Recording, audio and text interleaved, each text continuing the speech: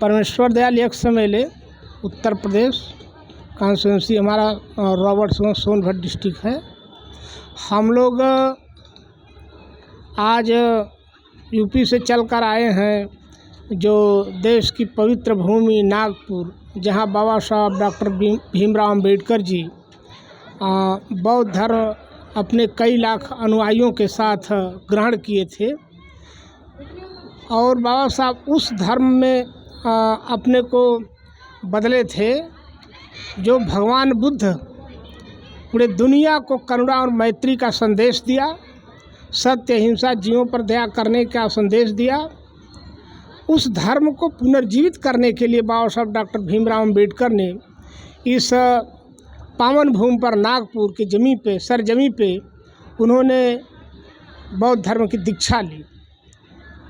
और इसलिए लिया कि जो महात्मा बुद्ध ने अपना करुणा और मैत्री का संदेश दिया था जीवों पर दया करने के लिए, और जो उनका सूत्र था कि दुनिया में संसार में दुख है तो दुख का कारण है, वो कारण है तो उसका निवारण है।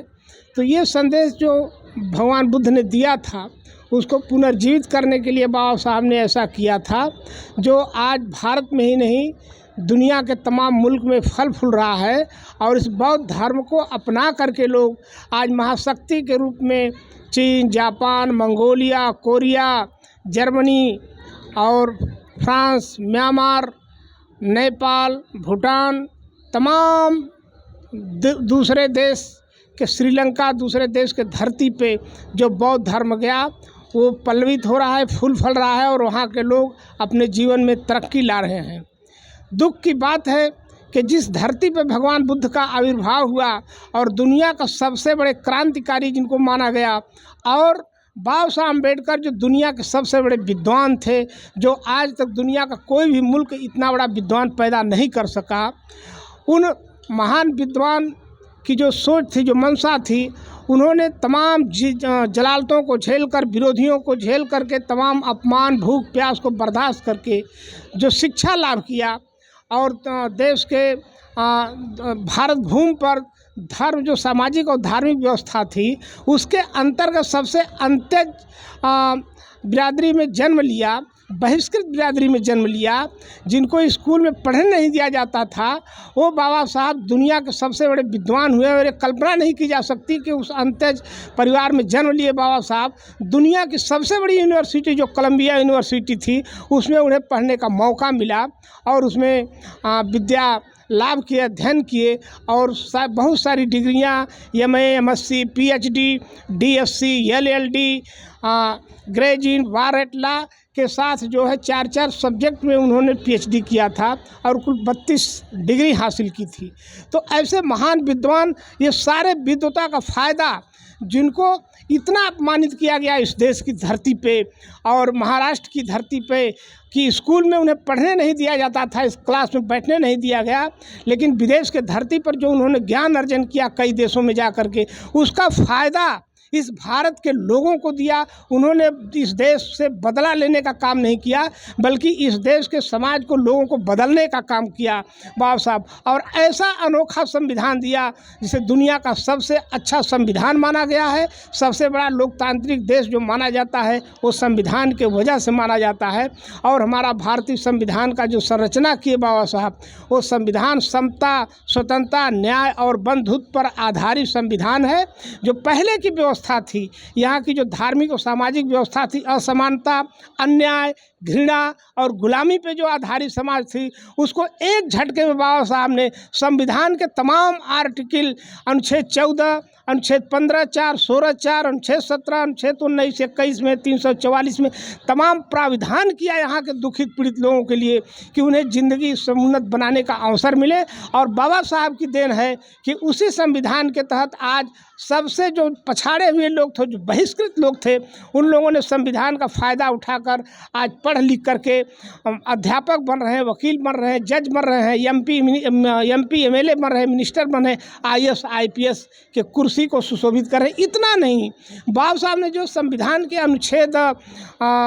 इसमें 19 में अधिकार दिया और एक झटके में अनुच्छेद 17 में सब यहाँ की अस्पृश्यता को ख़त्म कर दिया कि अब इस देश का कोई भी नागरिक जो उसका जाति, धर्म, लिंग, चाहे जो कुछ भी हो, अगर इस भारत का नागरिक है तो देश के जो सर्वोच्च पद हैं, चाहे राष्ट्रपति का पद हो, प्रधानमंत्री का पद हो, लोकसभा स्पीकर का पद हो, मुख्यमंत्री हो, राज्यपाल, गवर्नर हो, IAS IPS, चाहे जो भी पद हैं, सारे पदों पर कोई उनका जाति, धर्म, लिंग कुछ भी हो, लेकिन वो हर आदमी उस पद पे आरूढ़ हो सकता है। उसी संविधान के दायरे में रह करके आज देश का चाहे मजबूरी में, चाहे राजनीतिक लाभ लेने के लिए, ये वर्तमान जो सरकार केंद्र की है बीजेपी ने दलित रामनाथ कोविंद को राष्ट्रपति पद, जो देश का सबसे बड़ा सर्वोच्च पद है, उसमें बैठाया। लेकिन सामाजिक जो धार्मिक इनकी जो व्यवस्था है, और ये वही नागपुर की धरती है जहां RSS का मुख्यालय है, और यहीं से जो सरकार गवर्न होती है, और वो RSS का जो मुख्य एजेंडा है कि देश में हिंदू धर्म लागू करना, उसको अगर अपने भाषा में कहा जाए तो ब्राह्मण धर्म, या जो पुरानी व्यवस्था थी, सड़ी गली व्यवस्था थी, जहां दलितों के लिए कठोर से कठोर नियम बनाए गए थे, सारे मानवता को जमी दोज कर करके इतनी बर्बरतापूर्वक जो है व्यवस्था बनाई गई थी, ये RSS उसी व्यवस्था को लाना चाह रहा है। लेकिन ये नागपुर की धरती है और आज लाखों लोग यहाँ इकट्ठा होंगे, और मेरी ये शुभकामना है, मैं चाहता हूँ कि ये महाराष्ट्र की धरती जो महान धरती है, यहीं से शुरुआत हुई थी, और यहाँ के लोगों को बढ़ चढ़ के आगे लेना चाहिए, आगे आना चाहिए। और जो आज षड्यंत्र चल रहा है बाबा साहब के विचारों को, बाबा साहब ने जो अधिकार दिया हमको संविधान में, जिसके तहत हम राष्ट्रपति बने, इसमें वर्तमान में अनुसूचित जनजाति की महिला जो श्रीमती महामहिम द्रौपदी मुर्मू जी हैं, जो राष्ट्रपति हैं, ये संविधान की देन है। लेकिन ये RSS की सोच वाली सरकार ने ये भी दिखा दिया कि तुम संविधान के तहत राष्ट्रपति तो बन सकते हो, लेकिन हमारी जो धार्मिक सामाजिक व्यवस्था है उसके तुम तहत आज भी नीच हो। और उसका जीता जागता उदाहरण देखने को मिला कि मंदिर में न रामनाथ कोविंद को घुसने दिया गया था 2 बार, न द्रौपदी मुर्मू को घुसने दिया, इन लोगों को बाहर से पूजा पाठ करना पड़ा। ये RSS की सोच है, और RSS यहीं से जो है नागपुर के धरती से ही जो है गवर्न करती है। लेकिन बाबा साहब की यही सोच थी कि अगर मनुवाद व्यवस्था की जड़ नागपुर में है और यहीं से सबको गवर्न करता है, तो उसको अटैक करने के लिए ही बाबा साहब ने देश के सबसे बड़े तमाम जगह थे, लेकिन उनको जो ये प्लेस चुना बाबा साहब नागपुर में धम्म दीक्षा लेने के लिए, इसीलिए नागपुर को चुना था कि हम RSS को टक्कर देंगे और यहीं से हम भी शुरुआत करेंगे बौद्ध धर्म को। इसलिए बाबा साहब ने नागपुर में बौद्ध धर्म की दीक्षा लिया था। और बातें बहुत सारी हैं, और अब कितना कहा जाए कहानी कथा। ये हम लोग आए यहाँ, और ये हमारे पूजनीय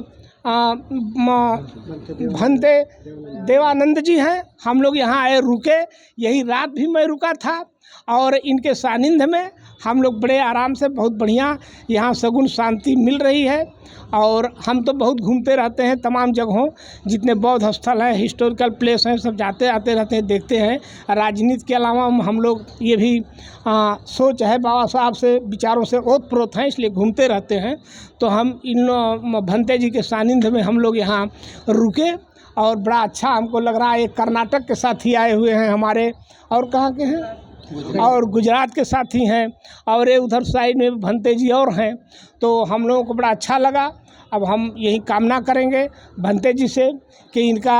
आशीर्वाद हम लोगों के ऊपर बना रहे, दया बनी रहे, और हम लोग जो सोच है बाबा साहब का जो कर रहे हैं, ये सारे लोग मिल करके उसको प्रचार प्रसार करते रहें, और समाज को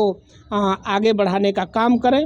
और इन्हीं शब्दों के साथ मैं अपनी बातों को समाप्त करूँ। भगवान बुद्ध की करुणा हो, करुणा हो, करुणा हो। भगवान बुद्ध की करुणा हो, करुणा हो, करुणा। बाबा साहब अमर रहे, अमर रहे, अमर रहे। बाबा साहब अमर रहे, अमर रहे, अमर रहे। जब तक सूरज चांद रहेगा बाबा तेरा नाम रहे, जब तक सूरज चांद रहेगा बाबा तेरा नाम रहे। जय भीम।